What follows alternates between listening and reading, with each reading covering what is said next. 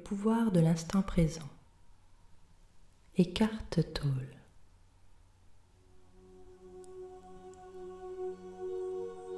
Le passé ne m'est pas d'une grande utilité et j'y pense rarement. Cependant, j'aimerais vous raconter rapidement comment j'en suis venue à devenir un guide spirituel et comment ce livre a vu le jour. Jusqu'à l'âge de 30 ans, j'ai vécu dans un état presque continuel d'anxiété, ponctué de périodes de dépression suicidaire. Aujourd'hui, j'ai l'impression de parler d'une vie passée ou de la vie de quelqu'un d'autre. Une nuit, peu après mon 29e anniversaire, je me réveillais aux petites heures avec une sensation de terreur absolue.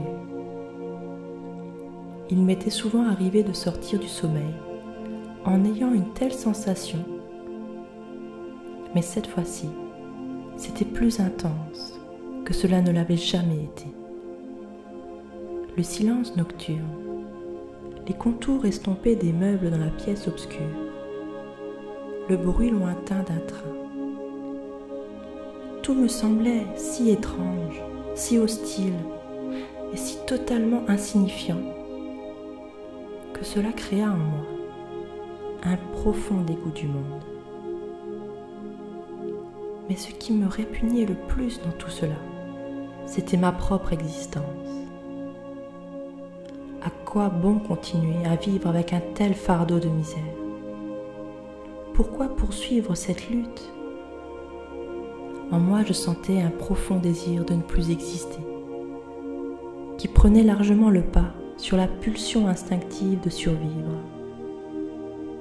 Je ne veux plus vivre avec moi-même.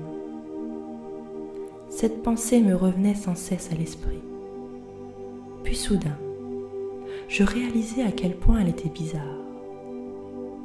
Suis-je un ou deux? Si je ne réussis pas à vivre avec moi-même, c'est qu'il doit y avoir deux moi, le je et le moi.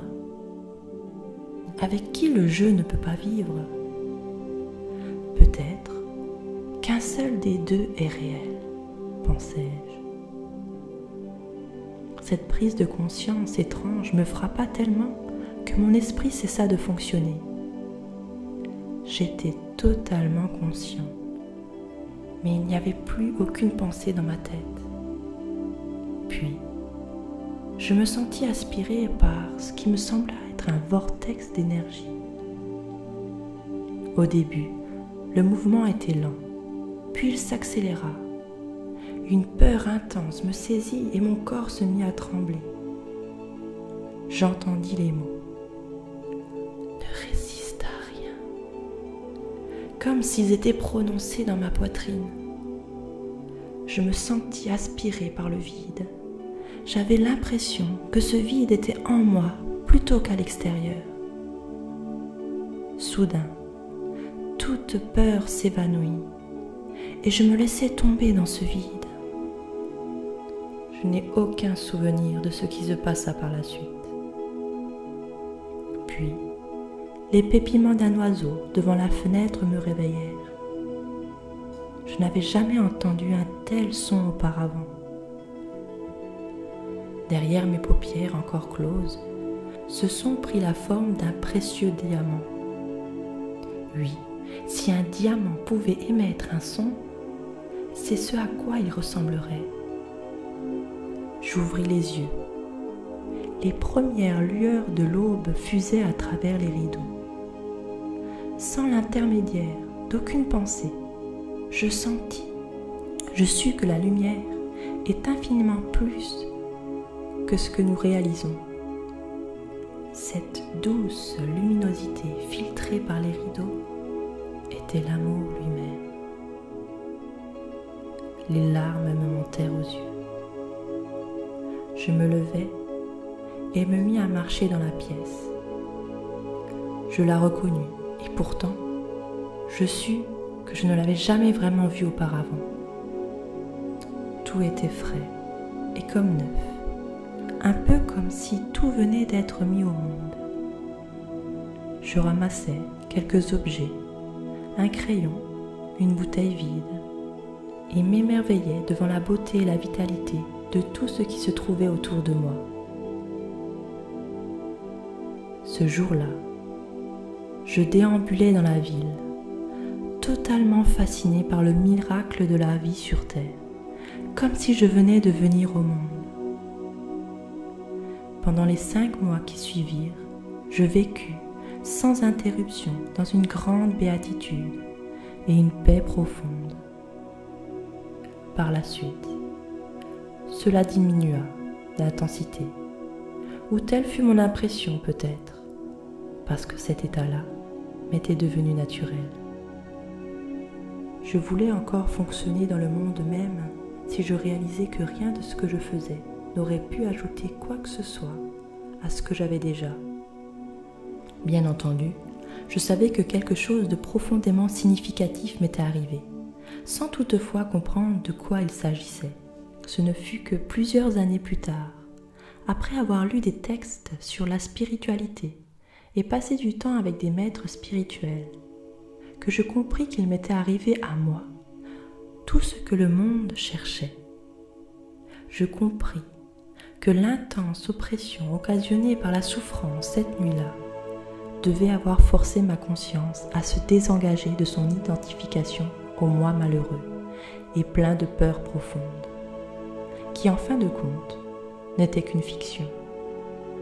Ce désengagement avait dû être si total que ce faux moi souffrant s'effondra immédiatement, comme un ballon qui se dégonfle quand on enlève le bouchon. Tout ce qui restait, c'était ma véritable nature. L'éternel je suis, la conscience dans son état vierge avant l'identification à la forme. Plus tard, j'appris également à retourner en moi, dans ce royaume intemporel et immortel que j'avais au début perçu comme un vide, tout en restant pleinement conscient. Je connus des états de béatitude et de grâce tels qu'il est difficile de les décrire, et qu'ils éclipsent même la première expérience que je viens de décrire. Il fut un temps, pendant une certaine période, où il ne me resta plus rien sur le plan concret. Pas de relation, pas d'emploi, aucune identité sociale. Je passais presque 2 ans assis sur les bancs de parc dans un état de joie la plus intense qui soit. Mais même les plus belles expériences ont une fin. Il y a peut-être quelque chose de plus important que n'importe quelle expérience. Et c'est la paix sous-jacente qui ne m'a jamais quitté depuis ce jour-là. Elle est parfois très puissante, presque palpable, et les autres peuvent la sentir aussi.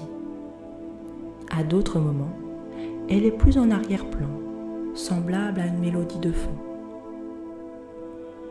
Plus tard, les gens sont venus me voir à l'occasion en me disant « Je veux arriver à la même chose que vous, pouvez-vous m'y amener ou me montrer comment faire ?»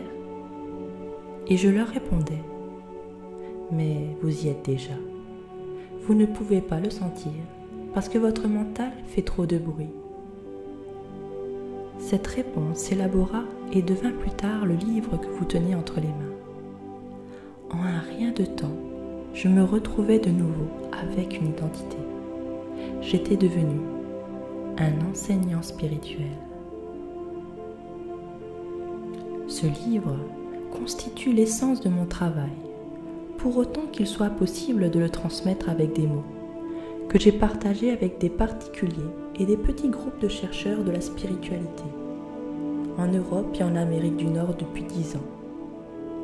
Avec tout mon amour et toute mon appréciation, j'aimerais remercier ces gens pour leur courage exceptionnel, leur disposition à accepter le changement intérieur, leurs questions pleines de défis et leur promptitude à écouter. Ce livre n'aurait pas vu le jour sans eux. Ces personnes appartiennent à une minorité infime, mais fort heureusement croissante de pionniers du domaine de la spiritualité.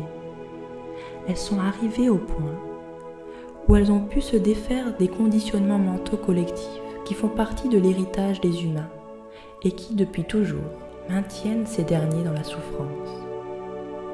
Je suis confiant que ce livre arrivera jusqu'à ceux qui sont prêts à connaître une transformation aussi radicale et qu'il jouera pour eux un rôle de catalyseur.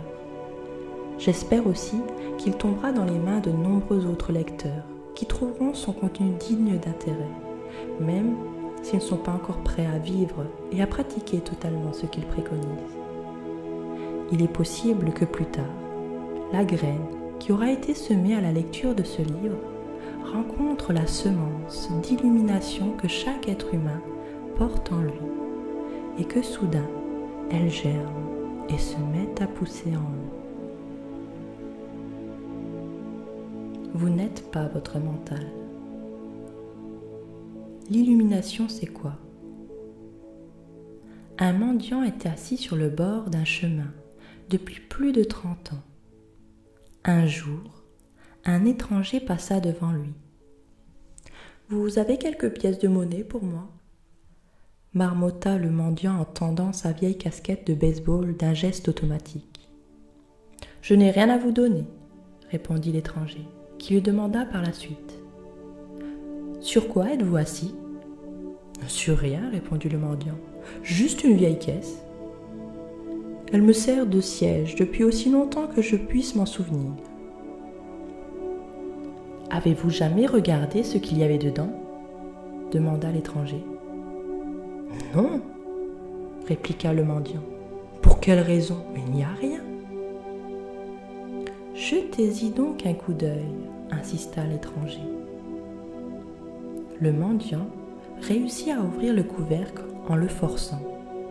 Avec étonnement, incrédulité et le cœur rempli d'allégresse, il constata que la caisse était pleine d'or.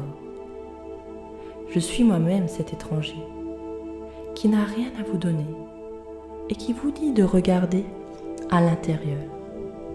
Non pas à l'intérieur d'une caisse, comme dans cette parabole, mais dans un lieu encore plus proche de vous, en vous-même. Mais je ne suis pas un mendiant, puis-je déjà vous entendre rétorquer. Ceux qui n'ont pas trouvé leur véritable richesse, c'est-à-dire la joie radieuse de l'être et la paix profonde et inébranlable qui l'accompagne, sont des mendiants, même s'ils sont très riches sur le plan matériel. Ils se tournent vers l'extérieur pour récolter quelques miettes de plaisir et de satisfaction, pour se sentir confirmés, sécurisés ou aimés. Alors qu'ils abritent en eux un trésor qui non seulement recèle toutes ces choses, mais qui est aussi infiniment plus grandiose que n'importe quoi que le monde puisse leur offrir. Le terme « illumination » évoque l'idée d'un accomplissement surhumain, et l'ego aime s'en tenir à cela. Mais l'illumination est tout simplement votre état naturel, la sensation de ne faire qu'un avec l'être. C'est un état de fusion avec quelque chose de démesuré et d'indestructible.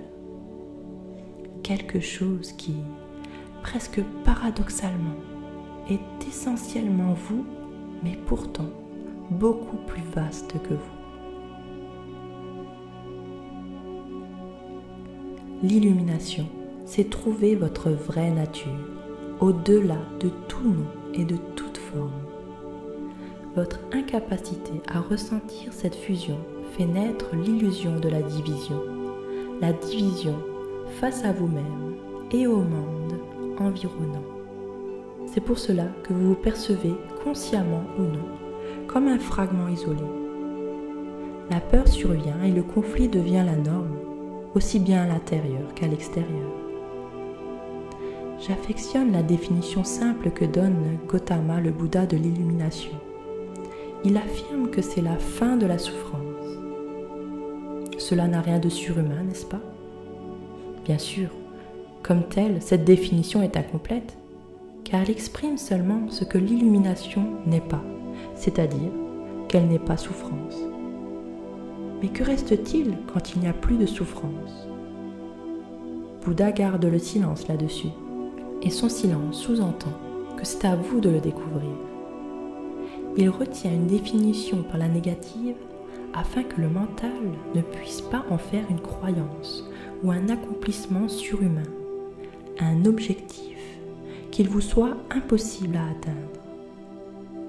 Malgré cette précaution de la part de Bouddha, la majorité des bouddhistes croient encore que l'illumination est l'apanage de Bouddha et non le leur, du moins pas dans cette vie-ci. Vous avez employé le terme « être ». Pouvez-vous en expliquer la signification? L'être est la vie éternelle et omniprésente qui existe au-delà des myriades de formes de vie assujetties au cycle de la naissance et de la mort. Être n'existe cependant pas seulement au-delà, mais aussi au cœur de toute forme. Il constitue l'essence invisible et indestructible, la plus profonde. En d'autres termes, l'être vous est accessible immédiatement et représente votre moi le plus profond, votre véritable nature. Mais ne cherchez pas à le saisir avec votre mental, ni à le comprendre. Vous pouvez l'appréhender seulement lorsque votre mental s'est tu. Quand vous êtes présent, quand votre attention est totalement et intensément dans le présent, vous pouvez sentir l'être, mais vous ne pouvez jamais le comprendre mentalement. Retrouver cette présence à l'être et se maintenir dans cet état de sensation de réalisation, c'est cela l'illumination. Lorsque vous utilisez le terme « être », faites-vous référence à Dieu? Si oui, pourquoi n'employez-vous pas le terme « Dieu » ? Le mot « Dieu » s'est vidé de son sens, car on en a abusé pendant des millénaires. Je l'emploie parfois, mais avec parcimonie. Quand j'affirme que le terme est galvaudé, je veux dire que certains gens, qui n'ont jamais ne serait-ce qu'entrevu le sacré, ni même jamais eu le moindre aperçu de l'infinie vastitude que le mot abrite, recourent à ce terme avec une grande conviction, comme s'ils savaient de quoi ils parlent, ou bien que d'autres personnes le rejettent, comme si elles savaient ce qu'elles nient. Cet abus d'emploi a donné naissance par l'ego à d'absurdes croyances, affirmations et illusions du genre « Mon ou notre Dieu est le seul Dieu véritable et votre Dieu est faux » ou encore, comme le célèbre énoncé de Nietzsche, « Dieu est mort ». Le mot Dieu est devenu un concept fermé.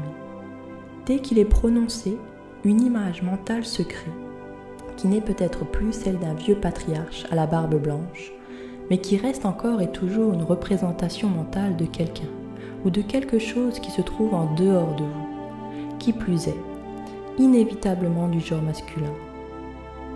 Ni le terme Dieu, ni être, ni quelque autre expression que ce soit ne peut définir ou expliquer l'ineffable réalité qui abrite le mot en question.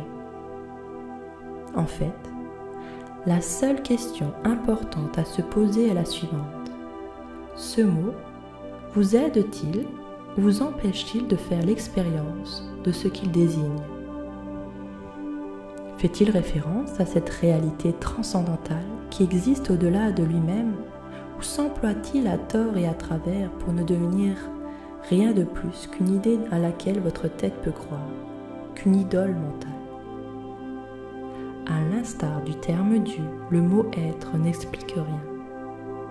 Par contre, il a l'avantage d'être un concept ouvert. Il ne réduit pas l'infini invisible à une entité finie, et il est impossible de s'en faire une image mentale. Personne ne peut se déclarer être l'unique détenteur de l'être, car il s'agit de votre essence même, et que celle-ci vous est accessible immédiatement sous la forme de la sensation de votre propre présence, de la réalisation de ce « je suis » qui précède le « je suis ceci ou cela ». Le pas à franchir entre le terme « être » et l'expérience d'être est donc plus petit. Qu'est-ce qui nous empêche le plus de connaître cette réalité ? C'est l'identification mentale, car celle-ci amène la pensée à devenir compulsive. L'incapacité à s'arrêter de penser est une épouvantable affliction. Nous ne nous en rendons pas compte parce que presque tout le monde en est atteint. Nous en venons à la considérer comme normale. Cet incessant bruit mental vous empêche de trouver ce royaume de calme intérieur qui est indissociable de l'être. Ce bruit crée également un faux moi irrigé par l'ego qui projette une ombre de peur et de souffrance sur tout. Nous reviendrons plus tard en détail sur tout cela. Le philosophe français Descartes a cru avoir découvert la vérité la plus fondamentale quand il fit sa célèbre déclaration « Je pense, donc je suis ». Il venait en fait de formuler l'erreur la plus fondamentale, celle d'assimiler la pensée à l'être et l'identité à la pensée. Penser est devenue une maladie, et celle-ci survient quand les choses sont déséquilibrées. Le mental est un magnifique outil si l'on s'en sert à bon escient. Dans le cas contraire, il devient très destructeur. Plus précisément, ce n'est pas tant que vous utilisez mal votre mental, c'est plutôt qu'en général, vous ne vous en servez pas du tout, car c'est lui qui se sert de vous. Et c'est cela la maladie. Puisque vous croyez être votre mental, c'est cela l'illusion. L'outil a pris possession de vous. Je ne suis pas tout à fait d'accord. C'est vrai que mes pensées sont souvent sans objet, comme chez la plupart des gens, mais je peux encore décider d'utiliser mon mental pour acquérir ou accomplir des choses. C'est ce que je fais tout le temps. Ce n'est pas parce que vous réussissez à terminer un jeu de mots croisés ou à fabriquer une bombe atomique que vous savez vous servir de votre mental. Ce dernier aime se faire les dents sur des problèmes comme les chiens le font avec les os. Voilà pourquoi il fait des mots croisés et invente des bombes atomiques. Alors que vous, l'être, ne portez intérêt ni à l'un ni à l'autre. Laissez-moi vous poser les questions suivantes. Pouvez-vous vous libérer du mental quand vous le voulez? Avez-vous réussi à trouver l'interrupteur qui le met hors circuit? Voulez-vous dire arrêter complètement de penser? Non, je ne réussis pas, sauf pour un instant ou deux. Dans ce cas, le mental se sert de vous et vous êtes inconsciemment identifié à lui. Par conséquent, vous ne savez même pas que vous êtes son esclave. C'est un peu comme si vous étiez possédé sans le savoir et que vous preniez l'entité qui vous possède pour vous. La liberté commence quand vous prenez conscience que vous n'êtes pas cette entité, c'est-à-dire le penseur. En sachant cela, vous pouvez alors surveiller cette entité. Dès l'instant où vous vous mettez à observer le penseur, un niveau plus élevé de conscience est activé et vous comprenez petit à petit qu'il existe un immense royaume d'intelligence au-delà de la pensée et que celle-ci ne constitue qu'un infime aspect de cette intelligence. Vous réalisez aussi que toutes les choses vraiment importantes, la beauté, l'amour, la créativité, la joie, la paix, trouvent leur source au-delà du mental. Et vous commencez alors à vous éveiller. Comment se libérer du mental? Qu'entendez-vous exactement par observer le penseur? Lorsque quelqu'un va chez le médecin et lui dit qu'il entend des voix, celui-ci l'enverra fort probablement consulter un psychiatre. Le fait est que, de façon très similaire, presque tout le monde entend en permanence une ou plusieurs voix dans sa tête et qu'il s'agit du phénomène involontaire de la pensée que vous ne réalisez pas avoir le pouvoir d'arrêter. Ce ne sont que monologues ou dialogues continuels. Il vous est certainement déjà arrivé de croiser dans la rue des démons qui parlent sans arrêt tout haut ou tout bas. En réalité, ce n'est pas très différent de ce que vous et tous les gens normaux faites, sauf que vous le faites en silence. La voix passe des commentaires, fait des spéculations, émet des jugements, compare, se plaint, aime, n'aime pas, et ainsi de suite. Ce que cette voix énonce ne correspond pas automatiquement à la situation dans laquelle vous vous trouvez dans le moment. Elle ravive peut-être un passé proche ou lointain, ou bien alors imagine et rejoue d'éventuelles situations futures.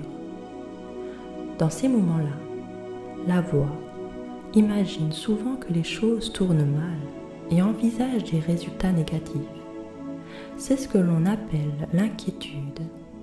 Cette bande sonore s'accompagne parfois d'images visuelles ou de films mentaux, et même si ce que la voix dit correspond à la situation du moment, elle l'interprétera en fonction du passé. Pourquoi ? Parce que cette voix appartient au conditionnement mental, qui est le fruit de toute votre histoire personnelle et celui de l'état d'esprit collectif et culturel dont vous avez hérité. Ainsi, vous voyez et jugez dorénavant le présent avec les yeux du passé, et vous en avez une vision totalement déformée. Il est fréquent que chez une personne, cette voix intérieure soit son pire ennemi. Nombreux sont les gens qui vivent avec un bourreau dans leur tête qui les attaque et les punit sans cesse, leur siphonnant ainsi leur énergie vitale. Ce tyran est à l'origine des innombrables tourments et malheurs ainsi que de toute maladie. Mais la bonne nouvelle dans tout cela, c'est que vous pouvez effectivement vous libérer du mental. Et c'est là la seule véritable libération. Vous pouvez même commencer dès maintenant. Écoutez aussi souvent que possible cette voix. Prêtez particulièrement attention aux schémas de pensée répétitifs, à ces vieux disques qui jouent et rejouent les mêmes chansons peut-être depuis des années. C'est ce que j'entends quand je vous suggère d'observer le penseur. C'est une autre façon de vous dire d'écouter cette voix dans votre tête, d'être la présence qui joue le rôle du témoin. Lorsque vous écoutez cette voix, faites-le objectivement, c'est-à-dire sans juger.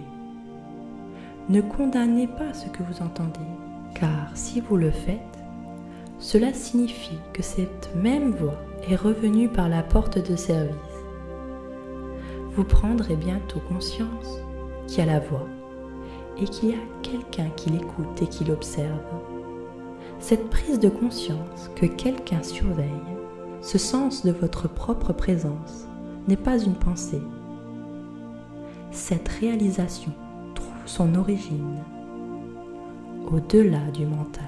Ainsi, quand vous observez une pensée, vous êtes non seulement conscient de celle-ci, mais aussi de vous-même en tant que témoin de la pensée.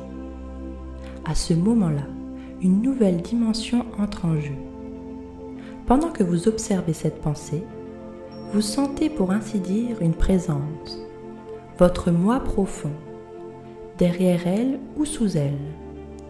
Elle perd alors son pouvoir sur vous et bat rapidement en retraite du fait que, en ne vous identifiant plus à elle, vous n'alimentez plus le mental. Ceci est le début de la fin de la pensée involontaire et compulsive. Lorsqu'une pensée s'efface, il se produit une discontinuité dans le flux mental, un intervalle de non-mental. Au début, ces hiatus seront courts, peut-être de quelques secondes, mais ils deviendront peu à peu de plus en plus longs. Lorsque ces décalages dans la pensée se produisent, vous ressentez un certain calme et une certaine paix.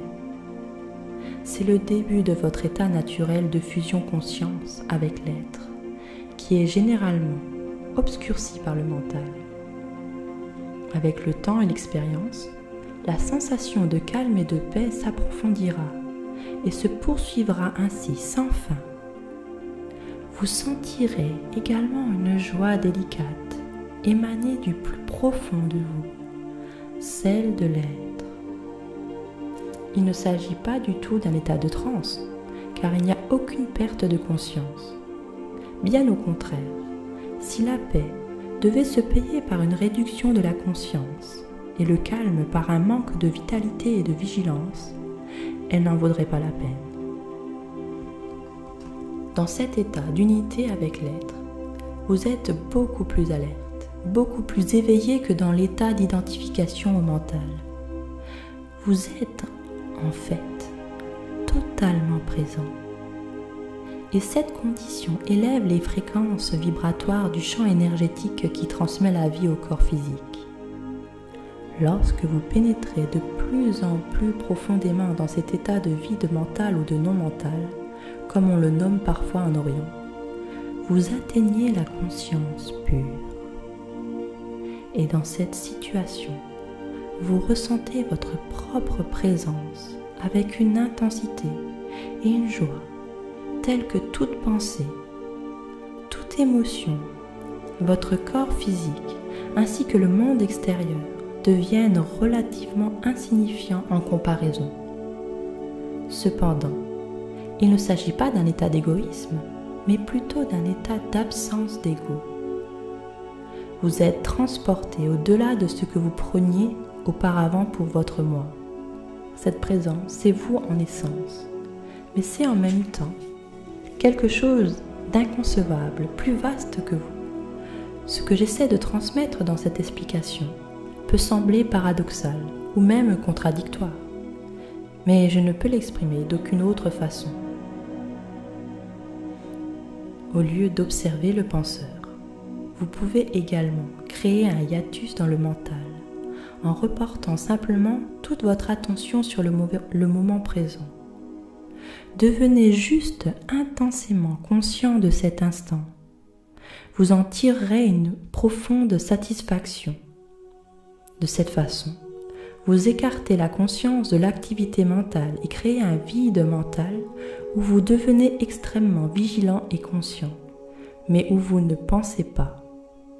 Ceci est l'essence même de la méditation. Dans votre quotidien, vous pouvez vous y exercer durant n'importe quelle activité routinière, qui n'est normalement qu'un moyen d'arriver à une fin, en lui accordant votre totale attention, afin qu'elle devienne une fin en soi. Par exemple, chaque fois que vous montez ou descendez une volée de marche, chez vous ou au travail, portez votre attention à chacune des marches, à chaque mouvement et même à votre respiration. Soyez totalement présent, ou bien, lorsque vous lavez les mains, prenez plaisir à toutes les perceptions sensuelles qui accompagnent ce geste, le bruit et la sensation de l'eau sur la peau, le mouvement de vos mains, l'odeur du savon, ainsi de suite. Ou bien encore, une fois monté dans votre voiture et la portière fermée, faites une pause de quelques secondes pour observer le mouvement de votre respiration. Remarquez la silencieuse mais puissante sensation de présence qui se manifeste en vous. Un critère certain vous permet d'évaluer si vous réussissez ou non dans cette entreprise. Le degré de paix que vous ressentez alors intérieurement. Ainsi, le seul pas crucial à faire dans le périple qui conduit à l'éveil est d'apprendre à se dissocier du mental. Chaque fois que vous créez une discontinuité dans le courant des pensées, la lumière de la conscience s'intensifie. Il se peut même que vous vous surpreniez un jour à sourire en entendant la voix qui parle dans votre tête, comme vous souririez devant les pitreries d'un enfant. Ceci veut dire que vous ne prenez plus autant au sérieux le contenu de votre mental et que le sens que vous avez de votre moi n'en dépend pas.